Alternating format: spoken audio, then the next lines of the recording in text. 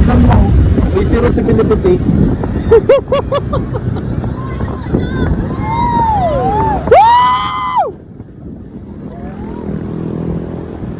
So, mga pare, how's your weekend? So, today, magbabaklas tayo ng motor dahil sira yung speedometer niya.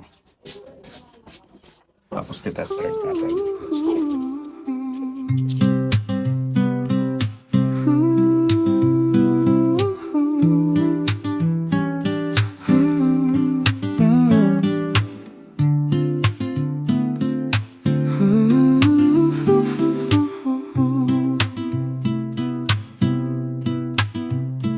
In the hush of twilight's glow, shadows dance and sway. Whispers drift through empty halls where memories stay. Time dissolves like morning mist. Ito po yung sinasabi sa tawas. So, kapag sira yung speedometer, meaning umaandar pero zero pa rin. So, ito yung salarin. Nabalatan na, baka may putol pa. So, gagawin natin, babaklasin natin to. Tapos, kukonekta natin yung wire kung may putol. So, yun. Dahil sa pagmamagaling natin. Ayan, pre. Binaklasan natin yung insulation, puno ng libag. Nilinis na rin natin. Tapos ito, bumungad sa atin, no? Ito, na ano ko na yan, nagalaw-galaw ko na yan. Pero, kumain siya. Tapos ito, nung binaklas ko yung insulation banda rito, ito, meron siyang putol. Isa. Tapos ito namang isa na yan. Papansinin niyo itong isa. Ayan, itong green. Ayan, meron din siyang sugat. So, since di na rin natin pwedeng gawa ng paraan ng dugtongin yan, mahirap na siyang pagdugtongin. So, ang gagawin natin, magtatap tayo ng mga wire pa. Tatap natin yan dito sa dalawa. So far ito, matibay-tabay ito kasi ito. Wala naman siyang sugat or anything. So, kailangan lang mamaya kapag natap na natin yung dalawa, pag na-test natin na gumagana, makikita natin kung ano siya.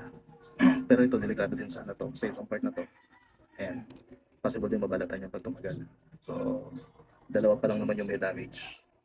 Kaya, yun lang kailangan natin i-repair. Ayan. Binalot na natin, nadugtungan na natin yung isa. Yung isa, di ko na pinutol para dugtungan din.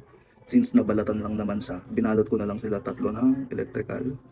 Tapos since tinanggal natin yung insulation, kailangan yung insulation palitan natin. So silang tatlo, nabalatan natin isa-isa. Babalutan pa ulit natin as a whole electrical tape para madugtong.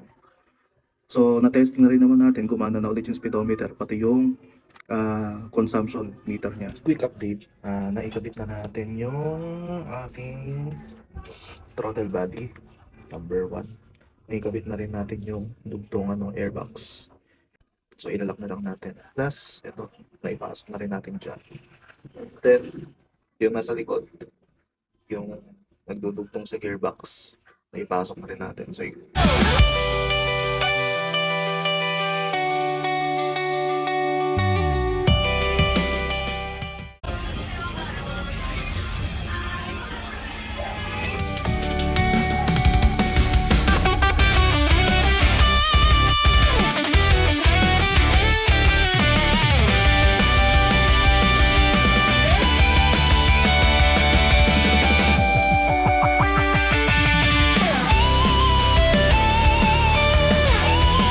let's check.